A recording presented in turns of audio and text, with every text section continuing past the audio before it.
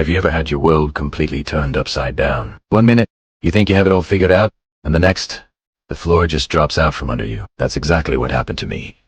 I thought I was living a fairy tale. I was with someone I believed was my soulmate. We had built a life together, shared dreams, whispered secrets in the dead of night. Our future seemed like a beautifully drawn map, every path leading to a shared horizon of happiness. We were the couple everyone looked up to, the one that made people believe in love again. I poured everything I had into that relationship. My heart, my trust, my vulnerability. I thought we were unshakable, a fortress built on a foundation of love and respect. But I was wrong. So wrong. The betrayal came out of nowhere, like a lightning strike on a clear day. It wasn't a slow burn or a gradual drifting of heart. It was a sudden, brutal shock. I discovered that the life I thought I was living was a carefully constructed lie. The person I trusted most in the world had been deceiving me in the most profound way. The details are painful, and honestly, they don't matter as much as the feeling itself. It was a hollow-out feeling, like someone had reached inside my chest and scooped out everything that made me feel safe and secure. The initial shock was quickly followed by a tidal wave of emotions. Confusion, anger, and a grief so deep it felt like it was physically crushing me. I couldn't eat. I couldn't sleep. The world had lost its color, and all I could see was gray. Every memory we had ever made was now tainted, poisoned by the truth I had discovered. I replayed conversations, searching for clues I had missed, for red flags I had ignored. Was I naive? Was I foolish? The self-doubt was almost as painful as the betrayal itself. My friends and family rallied around me, trying to offer comfort, but I felt like I was trapped behind a wall of glass. I could see them, hear their words of support, but I couldn't feel anything. I was numb. The pain was too big, too overwhelming to process. I spent weeks just going through the motions, a ghost in my own life. I remember looking in the mirror and not recognizing the person staring back at me. Her eyes were empty, haunted. All the light and laughter that used to be there had vanished. I thought I would never recover. I thought the pain would be my new permanent companion, a shadow that would follow me for the rest of my days. How could I ever trust anyone again? How could I ever open my heart up when it had been so completely shattered? The idea of loving again felt impossible, almost laughable. My heart felt like a barren wasteland where nothing could ever grow again. But then, something inside me shifted. It wasn't a sudden epiphany, but a slow, quiet whisper. A tiny spark of defiance. I got tired of feeling broken. I got tired of letting someone else's actions define my existence. I realized that my story didn't have to end with this chapter of pain. I had a choice. I could either let this experience destroy me, or I could use it to rebuild myself, stronger than before. I chose to rebuild. It was the hardest thing I've ever had to do. The journey of healing is not a straight line. There were days I felt like I was taking 2 steps forward and 3 steps back. There were days that grief would hit me with the force of a hurricane, and all I could do was cry. But I didn't give up. I started small. I forced myself to get out of bed each morning. I started going for long walks, just to feel the sun on my face and the air in my lungs. I reconnected with hobbies I had let slide, things that used to bring me joy before my world was defined by someone else. I started painting again, pouring all my messy, complicated emotions onto a canvas. I also made a crucial decision.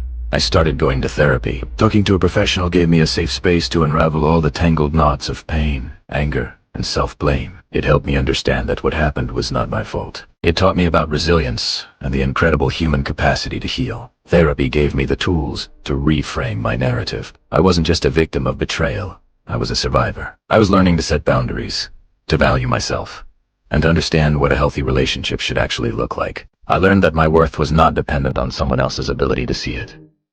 This was a gift. I slowly began to reclaim my power, my identity. I started to rediscover the person I was outside of that relationship.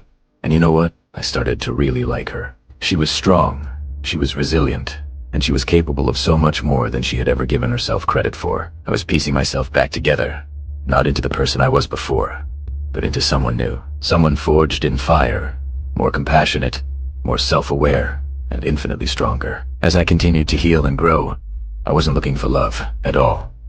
My focus was entirely on myself, on building a life that I was proud of on my own.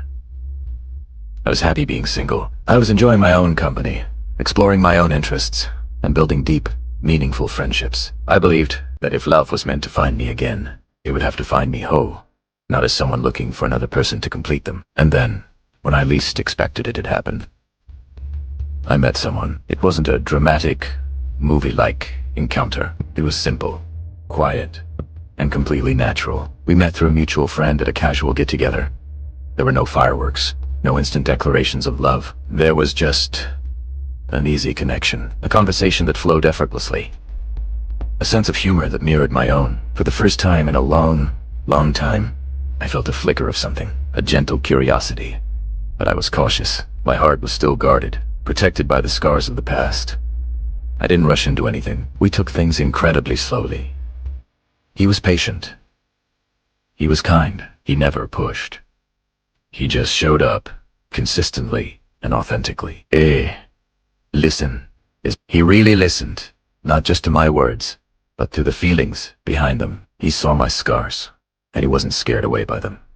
In fact, he admired the strength it took to get them. He didn't try to fix me, because he knew I wasn't broken. He just loved me, exactly as I was. He showed me what true love and respect looked like. It wasn't about grand gestures or empty promises. It was in the small things.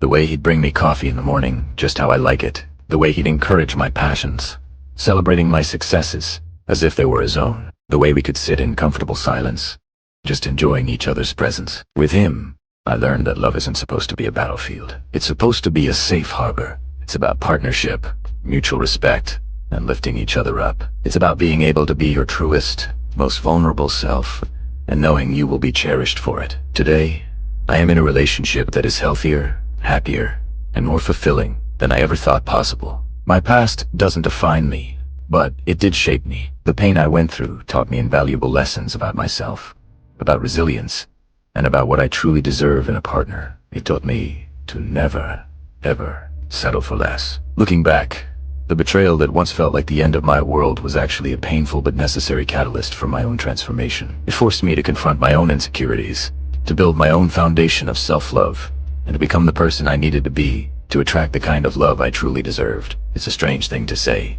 but in a way, I'm grateful for the heartbreak. It led me back to myself, and ultimately, it led me to a love that is real, true, and built to last. So if you're out there right now, nursing a broken heart, feeling like your world has ended, please hear me. This is not the end of your story. It might feel like it right now, but this pain is temporary. You're so much stronger than you think. Take the time to heal.